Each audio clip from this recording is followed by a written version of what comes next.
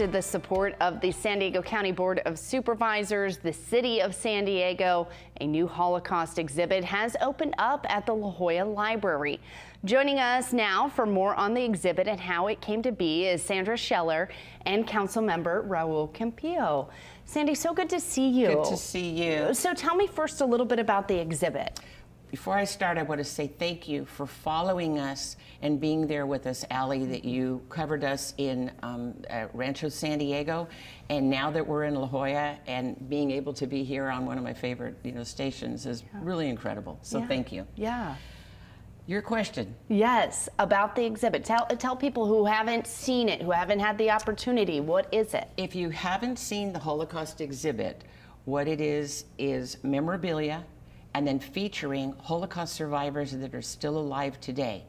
But we've expanded because we put a call for action out to let people know that if they have any kind of memorabilia from World War II or Holocaust memorabilia, we want to document it and keep it. And I brought something today that this is so important. Tom Tilford from Coronado gave us a call and said, I have something from my grandfather. And when we opened up the suitcase, we were completely blown away. So I'm going to show you what it was like when we opened up that suitcase. Yeah, show me. So imagine that you're me and somebody hands you this flag. You could almost imagine what it is.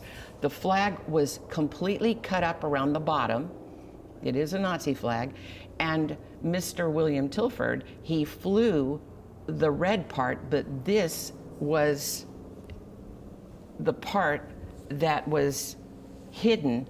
And then for somebody to, if you can see the collection of everything that's in here, I'm not going to say it's frightening, but it kind of is frightening when you see things. Even the dagger that was used to kill the Nazi. Wow. And so here's this person from Canada. He was a soldier, and just being able to have these things and then document the articles. And when we say call for action, if somebody is afraid to, oh my God, this has got a swastika on it, I want it. I want to make sure it gets out of the hands. We had this incredible collection, as you saw earlier on the news, the dolls. We're the only ones that have these very rare Nazi dolls because children played with dolls and wore them out. And we're getting word now that at Yad Vashem, one of our largest Holocaust museums in Israel, there are things in our collection that they don't have. It's because we are communicating with the people and opening up this door. So if anybody's watching and they have World War II memorabilia, documents, it puts it all together rather than just focusing on only Holocaust survivors, because this happened and this gives us proof that this really did happen. And Raul, talk a little bit about your involvement in bringing this exhibit to the La Jolla Library. So one of the most important experiences I had as a council member in my first term was meeting Sandy out at the exhibit in Rancho San Diego, the neighborhood I grew up in, and immediately I wanted to help her find a permanent home in San Diego. She has so many supporters. I'm just one of a plethora of supporters. And so right now they have their exhibit at the La Jolla Library, Public Library, City of San Diego Library. But behind the scenes, I've been working with Sandy, with the mayor's office, with philanthropists, because the San Carlos Library in my district on the far eastern end of the city, it's slated to be renovated and expanded over the course of the next several years. When we secure the funding, we've talked with Sandy and we've promised that we are going to set aside a significantly sized room so she can have a permanent home for an exhibit. Whether they find a whole Holocaust museum in San Diego, which would be the gold standard and a dream for everyone to make sure we never forget.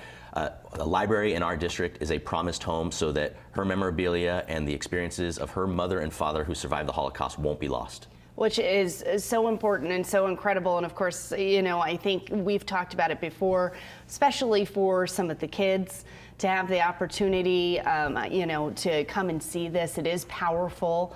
And of course, important for them to know. And Sandy, I mean, that's been your message. That's why you've continued to do this work. And so how can people come and see the exhibit now? The exhibit is in the Joan and Irwin Jacobs Annex of the La Jolla Library and the support that we have gotten, not just being in the building, but being able to get that support from the Jacobs has been tremendous. Other support that we've gotten are from our past mayors, like Mary Salas in Chula Vista, who helped us get started. When we went to Rancho San Diego, William Wells, same thing, that we've been getting all this support.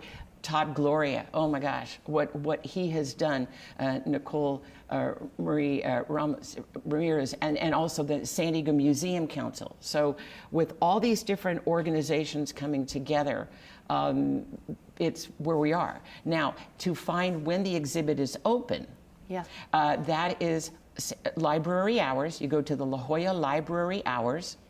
We're 7 days a week. This library is open 7 days a week. I'm there Tuesdays, and then the second Tuesday of every month, we have different speakers. It gives you a chance to hear a Holocaust survivor, somebody who wrote a book, somebody who, a group of people that are going to Auschwitz and coming back. The children are going to talk from March of the Living. So we have all these different events planned.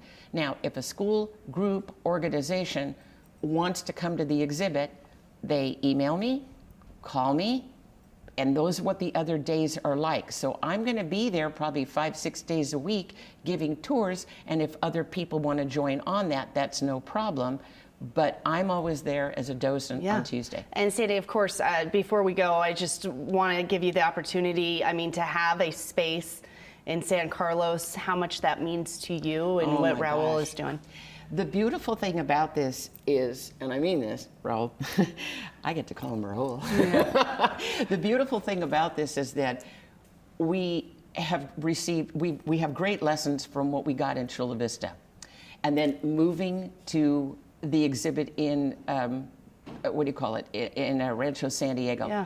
Now being in the exhibit, we're putting it all together to get the best of everything. So when we bring it to San Carlos, it's the fact that we've had experience in figuring out what worked, what didn't work, and how to create a legacy for our next generations. Well, thank you both for coming in, sharing information. Once again, people, if they have items, contact you if you want to see the exhibit, and then, of course, the future in San Carlos. Thank you so much, both of you, for coming in. Thank you. All right.